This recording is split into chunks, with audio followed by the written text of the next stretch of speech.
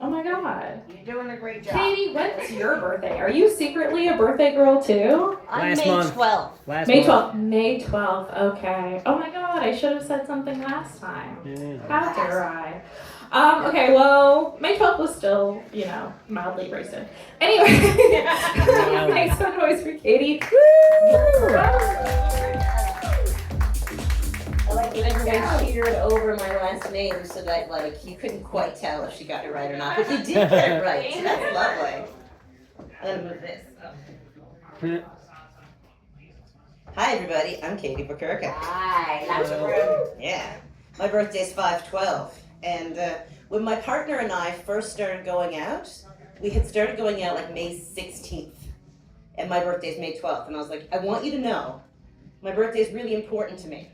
So I spent the next year, every time 5/12 was anywhere that I could see, I'm like, 5/12, that's my birthday. 5/12, that's my birthday time. 5/12, that's my birthday mailbox. Whatever. As long as it put 5/12 into his brain. Because I wanted him to know that when my birthday came around, that's the most important day of the year to me. Right? Yeah. And I don't like people who are like, my birthday's important, but I'm not going to tell my boyfriend that. No. Like, how unfair is that? Like, tell your boyfriend what's important. So unfair. One of the first conversations we had, I told him, listen, I don't want to get married. Which means, if you propose to me, that's you saying, we're breaking up. And I'm just going to, walk away. Because, I told you, I don't want to get married. So if you propose, that means you're not listening to me or care about what I want. Yeah. Right? Yep. So thankfully, 11 years. Promise ring. No, forget all that. I once wore a promise ring, but it wasn't really a ring. What? It was a washer from our laundry machine. My mom bought it in 1993, and there was an extra something. It was kind of shaped like a ring, and we had a joke in my house that normal is a cycle on the washing machine. And I'm not normal. So I was like, I'm gonna marry a washer. So I wore this washer for years. And I was a preteen, okay? My hand was still growing, but that finger wasn't. And for a while, my finger was a little bit misshapen. We had to physically cut it from my hand. So, but I still have it. Because, I'm a hoarder. I have everything. I have a 3-story house. And on every floor, there's a junk room. I don't just have a junk room. I have multiple junk rooms. So depending on what floor I'm on, there's somewhere I can go and just throw stuff. Or, if a friend of mine is like, man, I really wish I had a monitor. I've got cords. I just don't have any monitors for it.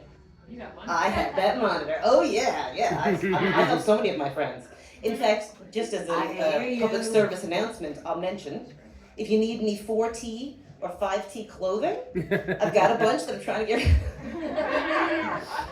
That's not even what I wanted to talk about tonight. I wanted to mention tonight that I have noticed in the last week that I am in a heavy nesting stage. Does anyone know what nesting is in the menstruating of women? Or menstruating of people, You're having a right? baby. Normally happens when you're pregnant, right? Yeah. Now, I have an 8-year-old. I never nested when I was pregnant with him. I'm suddenly nesting, and my period's a day late. And I'm like, oh, shoot. Oh, this is a bad scene, right? I mean, I'm snipped. My boyfriend is snipped. We shouldn't be. But there are medical miracles out there where, you get snipped and you still have a baby. So I was a bit worried. But I was also a bit kind of hoping for menopause. Because, wouldn't that be cool? A lot of people are really worried about menopause, but I see it as such a cost saving. I'm not going to have to worry about buying feminine products anymore. I'll still have to have them around for my stepchild, but, I won't need them anymore. That's going to save so much on my budget. I can't wait. But unfortunately, my period started. Yeah, I was really disappointed. But anyway, at least I know I'm not having a baby. That's the best part about having your period, is knowing that there's no baby inside you. Because I've had a child inside me. It was planned. But I gotta tell you, I'm never doing that again. I couldn't wait to get snipped. I considered asking them to take the whole works out. Because cervical cancer runs in my family. So I was like, just take it out. Just think how much weight that I'll save. Right? That is right off the bat. You've lost how many pounds? That's got to be 5 pounds, right? No work. But only thing that stopped me from getting the full hysterectomy was the fact that it was going to be a longer recovery time. And I didn't want to miss that much work. What? I like my job, I really do. I didn't want to miss that much work. So I said, no. I'll just go for the snippety snip. Yeah. And my snippety snip was scheduled for March of 2020. Oh, no. Guess what got delayed? I should have gone for the hysterectomy because I could have worked from my bed. I was already working from home. And in fact, I thought about that a lot of times while I was sitting there in that pandemic. Man, could have had my hysterectomy. Sucks. Stupid pandemic.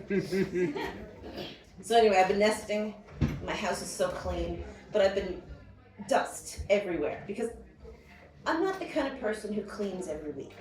I don't sweep every day, right? What we do is when we notice that like along the walls there's a big buildup, we just sort of grab it and throw it in the garbage, then move on with our day, right? Yeah, like, so all this dust is being built up, and I keep rubbing like this. Rubbing like that. I look like a Coke user. But I swear it's just dust. I'm not even Allergies. Allergies, exactly. I'm saying that. I was offered Coke on 2 occasions in my life for free. But I chose not to partake for 2 reasons. 1, addiction runs in my family. And I knew if I tried it, I will fall in love with it and I won't be able to stop. So I said, no thank you. I was also driving a car at the time, a taxi. I thought it might be unprofessional to become coked out. Yeah. Now, I don't know if you know the taxi drivers. That's actually part of the course. In fact, driving a taxi caused me to become very nervous about being on the road because I saw constantly people in accidents, like accident after accident. And I just started to be like, any day now the accident's gonna happen to me. Any day now. So I don't drive anymore. And that's my time. Thank you so much.